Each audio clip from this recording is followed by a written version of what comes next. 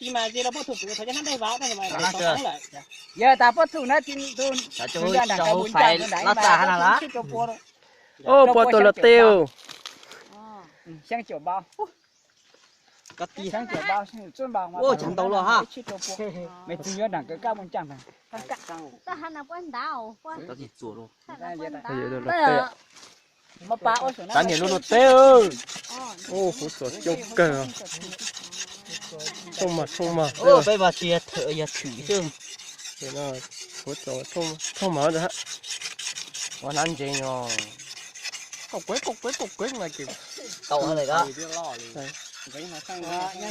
Phê trang, lau trang, Sơ trang, lau trang. Trang trang. còn lỡ tay đấy rồi là còn Trang nhập phải không nói đó. Chưa trang nó đó. Trang. Nhưng mà toàn chính rồi. Này hút chẳng có lửa hút thời lửa này hút đây tại hút ta lấy sai các con nhìn chơi đi là cái đó hút thì nó cái xong mình tính mùi chút chỉ là nát rồi. Vừa chỗ áo thành ná đấy. Tính một cái hút tính một chẳng hút đi một À thỉnh đó lọt thỉnh tàn sát. tôi chỉ điểm nát cái đi. Rồi.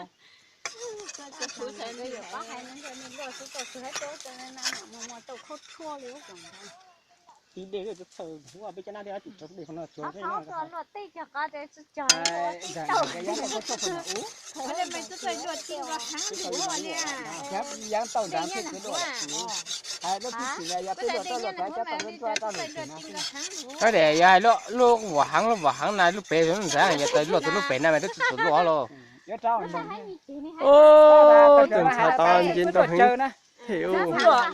Thì cứ đổ phân đảo tại tại kia tao hay cũng là. Tính là bên trên nó. phải nó lụa Chắc là chưa? Có. Sang là cái chuyện rồi đấy. hay gì Máy tí tới ha. Chú lụa. Cả mù. Chú tha cả mù lụa chắc có. Xe này nó hú trà hú chùa tí rồi à cửa. Cả nữa ya cả nữa lên cứ đổ mà. Thế thằng nào mà nhìn chút hú này. Nhìn chơi là lốc đề thế này. Có lửa tan thích cứ đổ nhắm thằng này. Ê ta thì cứ phải năng cho. Con chỉ biết có từng tại cái đi bỏ xe trái hay trái trắng thế nó cậu ơi tự nhiên. Hú trà mà xe giữa chủ cả cửa. Hú có quý là lên chơi á. Hút ra hút chặt cái to là Hút ra mà chả cả hút đấy hút tao chơi thằng này cả gió trong mà. Ô là này. Ôi. Cái bồn này phát ra nhiều lắm đấy.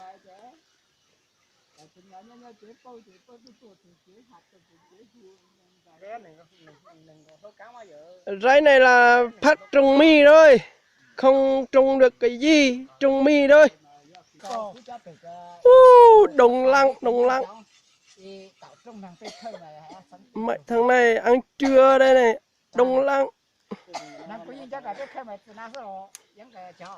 Bà này còn mang được con nhỏ về phát rây này. Truy đây. Ăn cưng mà ăn truy đây. Truy đây. Mày dao này. Thợ mày dao này. Có dâu không phải là già. Có rau chỉ phân biệt đàn ông đàn bà.